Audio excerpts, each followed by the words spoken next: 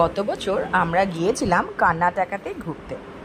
কর্ণাটকায় গিয়ে ওখান থেকে আমরা বিভিন্ন শহর ঘুরেছিলাম। তার মধ্যে একটা ছিল হাম্পি। হাম্পিটা ভীষণ একটা পুরনো শহর, যেখানে ভিট্টাল মন্দির আছে, যেখানে আছে বিরুপাক্ষ টেম্পল এবং আরও অনেক রকম সাউথ ইন্ডিয়ান সব মন্দিরগুলো আছে, কুইন্স বাথ। কিন্তু এই সবগুলোর মধ্যে আমার ভীষণ ভালো লেগেছিল এই কোরাকল রাইডিং। ঠিক বিকাল হয়ে আসছে, তখন বাজে 5টা, কারণ কোরাকল রাইডিংটা সন্ধ্যের পরে আর হয় না। ঠিক সেই সময় আমাদের যে অটো ড্রাইভার ছিল শিনু, সে আমাদের প্রস্তাব দিল যে কোরাকল রাইডিং করবে। যদিও বা মাকে নিয়ে যাওয়া হয়নি, কারণ এই জায়গাটা মার জন্য খুব ডেঞ্জারাস ছিল।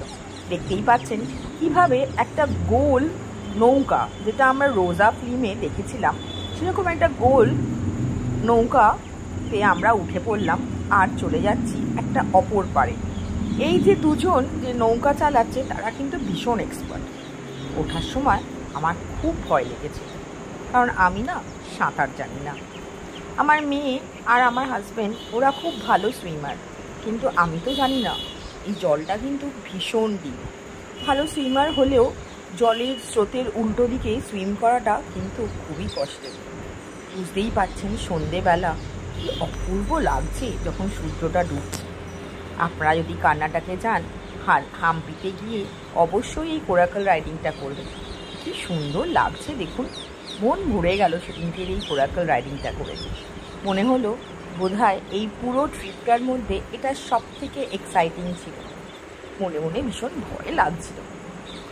বুঝতেই পারছেন সাঁতার জানি না, এদিকে জলের স্রোতের উল্টো দিকে নৌকাটা যাচ্ছিল।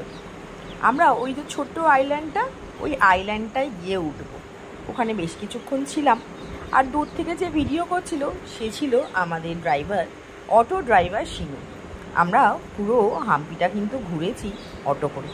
কেমন লাগলো অবশ্যই আমাকে জানাবেন কিন্তু। আর আপনারা কারা কারা কোরাকল রাইডিং করেছেন সেটাও অবশ্যই জানাবেন।